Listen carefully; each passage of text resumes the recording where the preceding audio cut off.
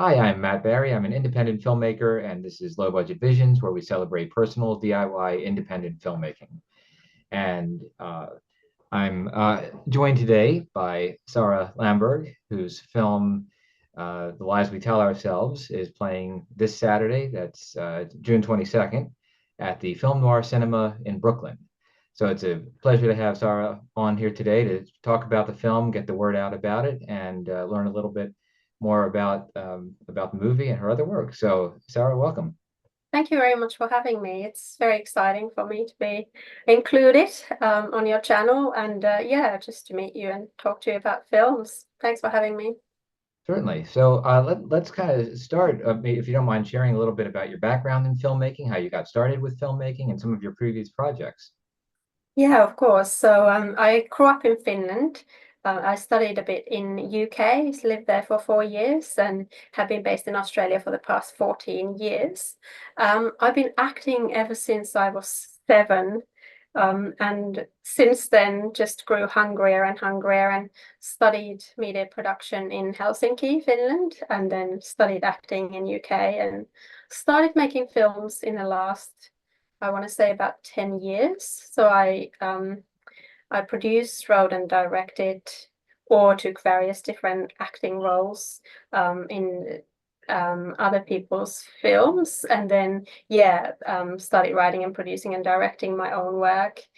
Did 5 short films, and then 2017 released my first feature film, Innuendo. And then Westmark Effect came out 2022, and then Lies We Tell Ourselves last year. So all of the 3 films world premiered at the Cannes Cinephile Selection and have been on various different film festivals. And yeah, some of it is available for streaming as well. Innuendo in particular is quite easily accessible worldwide. Great. And this is, as far as your latest film, The Lies We Tell Ourselves, this is the New York premiere that's happening Saturday. Is that correct? At Film Noir Cinema. Um, Yeah. do you want to talk a little bit about how you got that set up? Yeah, so I had this lifelong dream of going to New York, really. And 2020, I had a strong plan of actually making it happen. But then, of course, pandemic and no one traveled anywhere. And then this year, I decided this year was finally the time to do it. And I got in touch with a bunch of cinemas, different independent cinemas here in New York.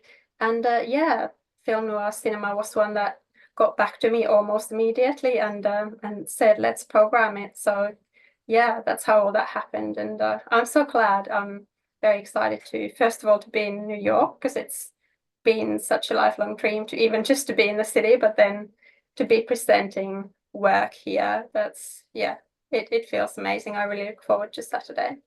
Yeah, I'm glad to hear it. There really is such a rich independent film culture in New York, and it sounds like the Film Noir Cinema is doing some really interesting screenings. So it's good to hear that you're able to screen the film there. Are there any other screenings currently set up in the U.S. and any other cities? So after this screening, people will be able to access it on Tubi. But there's no other screenings happening at the moment. There are international festivals still happening for the film. For example, after this, I'm going to be going to Perth, Australia, where it's included at the Perth Revelation Film Festival. It's a great independent film festival. It's been running for 27 years, and yeah, again, quite excited to be included in that selection. Great. I'd like to ask you a little bit about the film itself and sort of how it came to be. So I've seen a bit of the film, really enjoyed it. I have to say I love movies about films about filmmaking, films about the filmmaking process, and especially independent films and that side of the business, that side of the creative process that we don't often get a chance to see. That was something I really enjoyed about this. Uh, can you talk a little bit, kind of just where the ideas came from? Your creative process in putting the film together. Anything that you'd like to share about that? Yeah, so the Wise We Tell Ourselves came from the fact that I was going to be going to different film festivals with my first feature film, Innuendo, that got selected to screen in France, UK, New Caledonia, India, Germany, a couple of other countries. And when I was going to those destinations, I thought, you know what, I want to make something more out of these trips for so many reasons, for environmental reasons, for the reason of being an introvert. I feel like I belong in a place better when I have something to do. And just launching a film wasn't enough for my workaholic self, so I had to make another one. So yeah, basically I shot this film on film festivals and film markets around the world, used actors that were available for me in those destinations. And for example, in Cannes, met Judy Beecher, who was, yeah, she's very well established New York actor, was in Taken Tree, for example, many other. I think she had her first work experience with some Woody Allen work when she first started acting. So yeah, has done amazing work here in New York. And yeah, I met her in Cannes, and she is one of the people who's in my film. Also met Jane Badler, who's actually Brooklyn born, and was in the NBC series V, that cult series where she swallows mice and does all that kind of stuff. So she's in my film. So yeah, it was an incredible journey of being able to meet people that I wouldn't have met otherwise, and to be able to include them in my film. And everyone was just so excited. There was just such a sense of excitement in there, like, yes, let's make a film. Let's just do it. And my first and second feature film were quite a lot more conventional in production, that I had crews and cast and someone editing them for me, and scripts. This film really didn't have any of that. This film is fully improvised. I had some ideas of how I wanted some scenes to play out, and I sort of spoke to the actors before we started shooting, but all the dialogue is improvised on the spot. And cast and crew. Cast was, yeah, the actors that I met in destinations, and crew was basically me. So it was me setting up the camera, setting up the microphones, and let's go. I had a few people helping here and there, but there was no kind of set crew that I could rely on. So yeah, highly experimental in production, and I feel like some unexpected gems came out of it.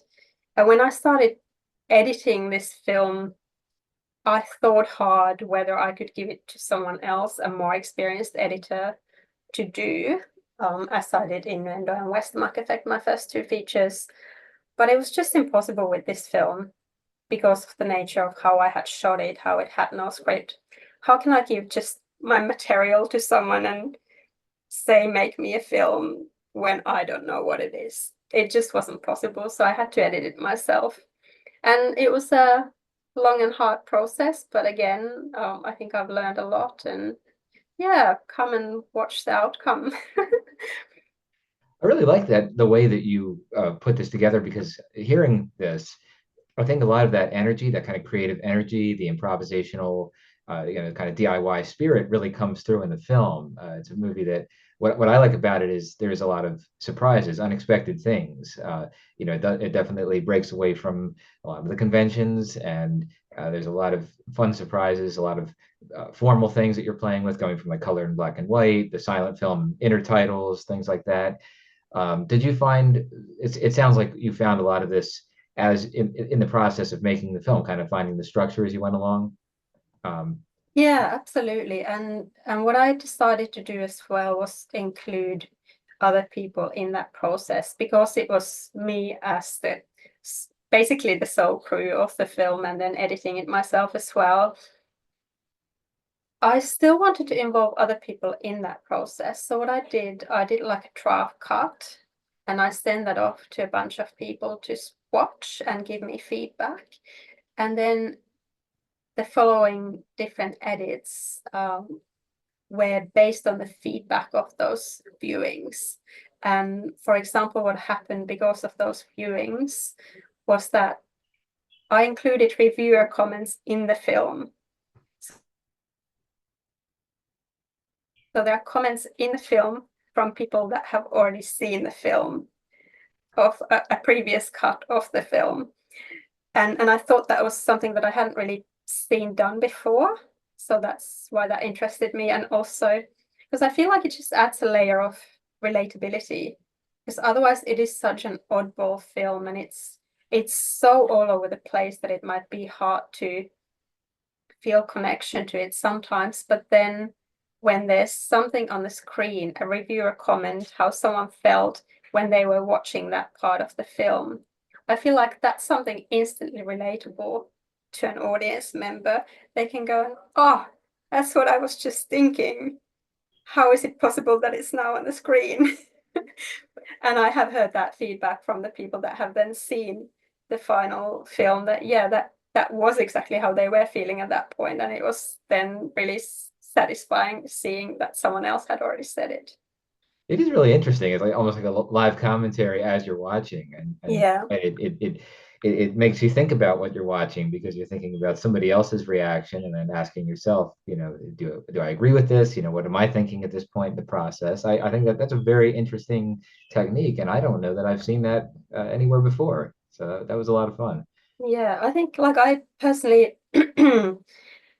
um I personally believe that film and games are going to be somewhat closer and closer together in the future, and the whole idea of being interactive with your audience is going to become a bigger thing.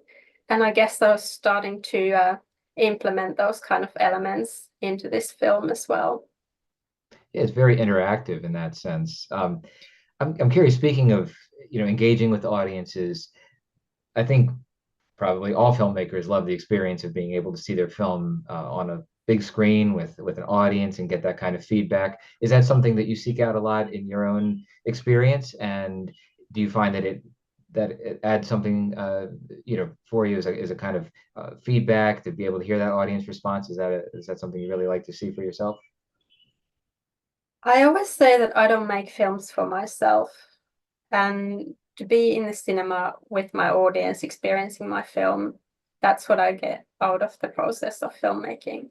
Like, of course, I also enjoy working with the actors, working with the other crew members, and like that journey, but it's still very much hard work. So if I'm talking just in terms of like the value for me emotionally and artistically, it's those moments when I get to be in the room with other people experiencing and interacting with my work. And that's something that's very hard to do on an online space. You might see that this or that many people have seen your film, but then what? Like, you weren't there to see their reactions, that you weren't there to hear from them afterwards. You hardly ever get anything back out of that. So that's like, whilst I enjoy the fact that a lot of people can potentially access my work, and I absolutely want that to be the case, I don't get much from that. Whereas when I'm in the cinema with those people and there's the Q&A afterwards, that's that's what I get out of making films. Like that's my pay in a way. And yeah, it's just incredible to see people's different reactions, and some people coming back time after time. I think there's someone who's already seen this film 6 or 7 times, and they tell me that they still, can see new things in it, which for me is amazing feedback. Obviously, there's someone coming to the New York screening that already came to see the film in Cannes and in Melbourne, and again, that's just amazing for me that someone not just allocates a couple of hours of their lives watching my film once, but then want to do it second time and third time. Yeah, it's very touching, and I think as an artist I can learn a lot from my audience, and I want to learn a lot from my audience as well. When I'm there in the cinema listening to their reactions, I can see how they react to each part of my film, and sometimes it's a surprise. Sometimes they laugh when I didn't expect it, or or there's a lot more laughter in somewhere where I thought, oh, that's a bit dodgy, because my sense of humor is very dark and it can be quite twisted. So I don't always know if it will translate, but it's very very reassuring when it does.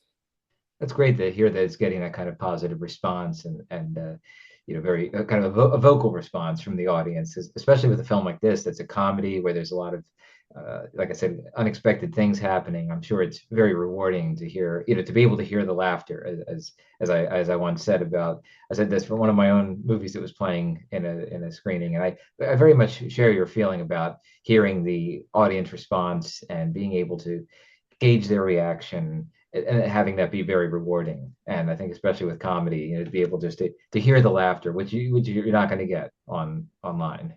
Yeah, and then there's another thing of just being able to get an independent film to a cinema is such a hard process. You end up contacting that many cinemas, and only one or two of them will ever respond and say yes. So when that happens, I definitely try and make the effort of being there in person. And for example, in Melbourne, I had 5 screenings of my feature film Innuendo. I went to each one of them, and only 2 of them I think were like Q&A sessions. So 3 of them I just sneaked in and sat at the back and just again observed those audience reactions. And I ended up buying a ticket as well. And the cinema staff were like, sorry, aren't you the director? I don't think you need to buy a ticket. And I said, no, I just wanna be, undercover. I want to support it. Let's do this. So I bought a ticket. That's great. I'm curious, and as you were developing this film, as it was starting to take shape and the ideas were coming together, how did you find that your previous work influenced how you were thinking about this? Because I just want to say one of the things I find really interesting in the movie is how you bring the filmmaking process in, and I got the sense that you were drawing on some of the challenges of the process, maybe some of the frustrations of the filmmaking process, specifically like in the scene where you're talking with potential investor, being about financing. So I was curious if you were drawing on experiences you'd had on previous films in some way and bringing them into this. Yeah, absolutely. Whilst this is a fictional narrative work, it's absolutely based in real life experiences, and particularly all the talks with a funding body representative, they're very much based in reality. Of course, I've added a little bit of drama to make it more comical, but a lot of them are real conversations, not necessarily with one person. So I've just personified all the different people that I've spoken to regarding film funding or resources into a one character in the film. And that turns out to be one of the most lovable characters. Everyone seems to really like that character. And just a lot of artists, not just filmmakers, people in the other arts as well, have said how much they relate to the frustration of trying to seek funding and the kinds of excuses that you often hear back why you can't receive that funding. And they seem to be just so relatable across the board of different art forms that it's kind of scary and very sad. But I guess it works for my film because it's relatable. So yeah, there's definitely a lot of true stories, and some of them are pointed out in the film, like this was a true story. But also some of it is sort of gray area where there's a little bit of room for your own imagination, whether it was fully a true story or not. Yeah, one of the things that I love in talking with filmmakers, from all around the world, is to hear about the local independent film scenes or independent film businesses. The financial aspect, the ways that you are able to show films. I was wondering if you could talk a little bit about your experiences with independent filmmaking in Australia, and again, either just getting the films made, but also the opportunities that exist to show them. Yeah, I often get asked for a comparison. Where is it easier to be an independent filmmaker, for example? And I would say nowhere. It's not easy anywhere. And I think every country has got different challenges. And for example, both of the country that I grew up in, Finland and Australia, that I live in now, are both known as countries that provide governmental funding for filmmakers. I'm now into my fourth feature film, and I've never accessed or been able to receive a penny of that governmental funding. So it actually isn't quite as accessible as people think it might be. There's all sorts of different class ceilings, it looks like, and yeah, I don't know the secret recipe of receiving it because I haven't received it. If I did, I would hope that I would share it with other people. And sorry, what was the original question? I was just curious, how you would describe the independent film scene Yeah, in Australia, right, and right. also just like opportunities to screen your work there. Yeah, yeah. I'd say that I I just have had to be incredibly proactive myself in making things happen. And when I have done that, there's been a lot of people that have wanted to jump on board to help, and that's the heartwarming part about it. There's a lot of good spirit and a lot of good let's just make it kind of attitude in the Australian independent film industry.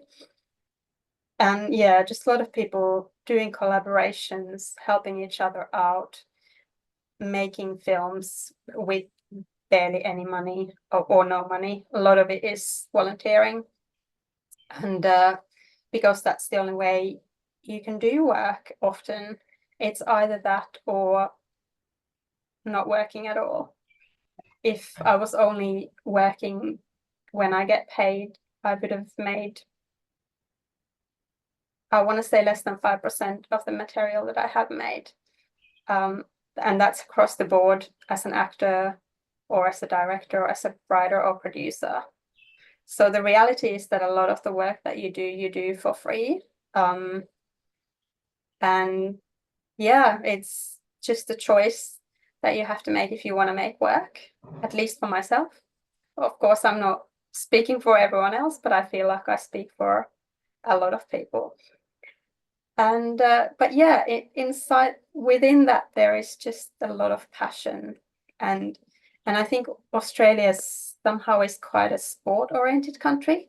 So then people that do arts are really passionate about the arts, and they dedicate a lot of their lives to doing just that. And yeah, I've been really embraced by both Melbourne and Adelaide communities, and feel very fortunate in that. That's great to hear. Yeah, I think there is a really a sense of optimism right now that I feel, at least here in the U.S., about a lot of independent film. It seems like there's a lot of activity happening, a lot of people making films, and certainly the internet. I think in the last, especially in the past few years, it seems like distributing films online has kind of taken off. It's kind of exploded really in a way that Mm. I hadn't seen before, like using YouTube, for example. And I think you made a really great point that you have to be willing to work to take these projects on as passion projects, basically, and if it's really important to you to get it made, not to worry about how much money you're making necessarily, if that's a choice that you can make for yourself. And I think it's a great time though for filmmakers who are just getting work out there. And I think about just how I learned about your film just through kind of the word of mouth promotions that were going on online, and hopefully this will continue to get the word out about it. And I'm curious to get back to something you were saying about screening your films for an audience. And you made the point that hearing the audience reaction and getting that kind of feedback is sort of a form of reward or payment in itself. Do you think that as the opportunities for online distribution, streaming, whatever that might look like, do you think that the theatrical, independent theatrical screenings, like the one that's going to be happening at the Film Noir Cinema, do you think that these are going to become more important than ever? And do you think it's important for filmmakers to really go out and try to find or create these opportunities for themselves? Yeah, I think there's nothing like seeing a film on the big screen with other people in the audience. And I think I read this study a couple of years ago when you're in the cinema with other people, your body sort of and your hormones sort of react to their hormones, and there's an interaction. And you didn't even talk to each other at all, but just by being in the cinema together, your bodies exchanged information. So for me, that's incredible, and so that will enhance whether you experience positive reaction, joy, or perhaps if you're watching horror, some intense fear. All of those feelings that you have within yourself can be emphasized by other people around you. Science is just amazing. The more I read about it, the more amazed I am. So yeah, I think seeing cinema with other people in the room is definitely important. And I guess just to answer to your previous question a little bit about gaining screenings as an independent filmmaker as well, I think I'm learning more and more that just contacting cinemas can be really, really helpful. And I think for a long time, I've been relying on just film festivals as the source of screening my films, but they are so hard to access as well. And I end up spending hundreds and thousands of dollars of money without any guarantees that anyone ever sees that work. And it's really sad, and I do believe in film festivals, and I believe they have to keep going. But it's just a sad reality for a filmmaker that there's no guarantees of your films getting seen through a film festival. So then perhaps at the same time as submitting to the film festivals, also being in touch with cinemas.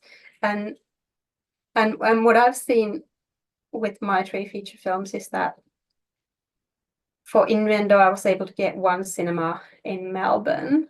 For Westmark Effect, I was able to get one cinema in Melbourne, one cinema in Adelaide. This is just now talking about Australian experience. And then for The Lies We Tell Ourselves, I was able to get two cinemas in Melbourne, two cinemas in Adelaide. So at least it seems like it's growing. It's a very slow growth, but it is a growth. And I think what's important is that when you organize that screening is to make sure that you as a filmmaker just go into every effort you can to bring people, because I think that's been why these cinemas have been welcoming me back, is because I fill them. I have filled the seats. There's been several completely sold out screenings of my films. And then, of course, they'll have me back to show more work. So yeah, I hope that there will be more and more opportunities for independent filmmakers to be directly in touch with the cinema, screen their work, and access their audiences that way. And also, I often end up doing a lot of the promoting myself, but it was very, very noticeable when one particular cinema in Adelaide, Audience Star, did a lot of promoting themselves with my film. And then that meant that it was at least half of the people I hadn't invited. I didn't know who they were, but they had heard about my film. So often it is just about using the pre-established networks that the cinema already has to tell people about a new filmmaker. And to be honest, like, I don't see why they wouldn't want to do that. Why they wouldn't want to offer a range of different kinds of films, because I believe there's audiences for all sorts of films, not just the big mainstream Marvel films. Like, some people are actually quite bored with that content and want something different, as long as they just learn that it's on. If they find out that it's on, they'll come and see it. I think that's the key thing. Audiences, A, they have to be able to see it. There has to be a space showing it. And B, they have to be aware of it. They have to know that it's happening. And I think it's always tricky as independent filmmakers to have to in some ways, it almost seems like making the film is just a small part of the overall process, right? In the lifespan of the movie, because after that, there's the promotion, there's getting the screenings to happen, getting the word of mouth out. So yeah, it's a very involved process. But I think the advantage to it is that when you or any filmmaker is engaged with the audience directly like that, it creates a sense of excitement around the project. There's a direct connection. It's not kind of like a faceless, Hollywood movie just going straight into a theater and you pay your money to see it and that's that. There's really an opportunity to talk with audiences, to do Q&A, and I believe you will be at the theater doing Q&A on Saturday night. Is that correct? Absolutely, you can't keep me away from it. Right. I will definitely be Good. there before and after. For as long as people will stay, I will stay for sure. I think one of the most beautiful things that I hear through showing work and making work is that it's inspirational for other people. And they might feel like, well, if this person can do it, I can do it. And so that if my work encourages someone else to follow their artistic paths, that's amazing. And I think there's some value in that. Like we're sort of ambassadors of art in a way, and also with having these screenings, we can create networking opportunities. That's something that I very much encourage in all my screenings, that people talk to each other, because so many people in the audience are artists, whether they're filmmakers or actors or musicians or just people interested in experiencing different kinds of arts. I always try and create a sense of community, and that people talk to each other and find out, maybe they can be future collaborators with each other, or talk to me. Maybe we can collaborate on something. That's super important for me. And again, that's never going to happen unless we're in the same space at the same time. That's going to be difficult to organize online.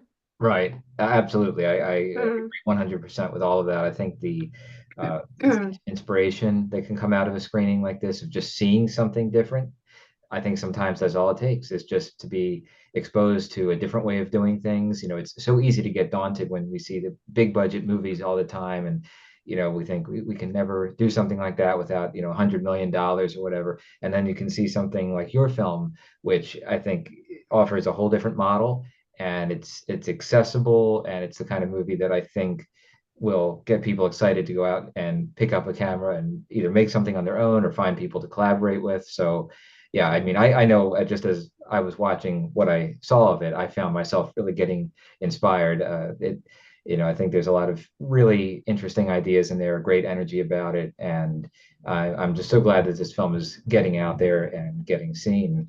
After the lies we tell ourselves, do you see future projects on the horizon? Do you see this approach that you've taken shaping how you might approach future films? Yeah, absolutely. So I've got a couple of other films, Coma and Conversations with Spithead, that are completed and ready to go. So currently sending those to festivals, see how we go, and then soon also we'll start similarly arranging independent film screenings for them. And yeah, here in New York, I've been just doing a bit of writing, creating new ideas. It's a very inspirational city. Would love to do some work here. And yeah, I can't stop working. I think it's one of my surviving mechanisms and something that gets me out of the bed in the morning. And yeah, there's definitely always going to be, for as long as I live, who knows how that will be. There will be new films that I'm working on. And yeah, very excited to see what's still ahead of me and who I am yet to collaborate with, and which cinemas my work will get into. Recently saw that the documentary Only in Cinemas, Only in Theaters, I think it's called, about the Lamberg cinema group in California, and would love to have it's an art house cinema group, and would love to have my films there, for example. And look, I would love to have my films seen in every art house cinema of every city of every country in the world. Like, and I believe that they would have something to offer to people in different countries. And yeah, I think I'm someone I have been very lucky to travel myself, as from a very small child. My family has made me travel, and so I feel like I have this understanding of world as a whole and humanity as a whole, and I'm only just a very little piece. I'm only just a very little one human being making films, but I would like to be able to reach more people, and to have my film screened in different countries would be a dream come true. So yeah, I will definitely keep trying to make more more films. See if I can get into a core humanity. If I can keep researching what it is to be a human and present that in a funny, relatable, but also dark and deep way in a cinematic, artistic form, then I feel like I've done something with my life that's maybe worthwhile. Indeed. Well, congratulations on getting this screening of The Lies We Tell Ourselves and all the other success that you've had with it. And I'm so glad to hear about the new films that you have, in the works, coming in the pipeline. I look forward to seeing those whenever they're available. And Sorry to get a bit emotional. It's oh, that's just fine. It's it's understandable. hot here in New York. Yeah, understandable. No, I want to thank you for speaking with me today, and I want to encourage anybody seeing this, if you're in the New York area, to go check out The Lies We Tell Ourselves, the Film Noir Cinema. That's this Saturday, June 22nd at 7 p.m. And so That's I will right. be there for Q&A. But And yeah, feel free to come also half an hour earlier. There will be a red carpet experience. oh, great. Okay. I'm gonna I'll also include any information when it's available about where other places that people will be able to see the film online if they're not in New York, not able to catch the screening. But I wanted to get the word out about this and kind of do my part, to help spread the news, the word of mouth, and thanks again for talking with me on such short notice. No, thank you for having me. My pleasure. And all right, well, so yes, this Saturday, wish you the best of luck with the screening, and thanks again for speaking with me. Thank you so much.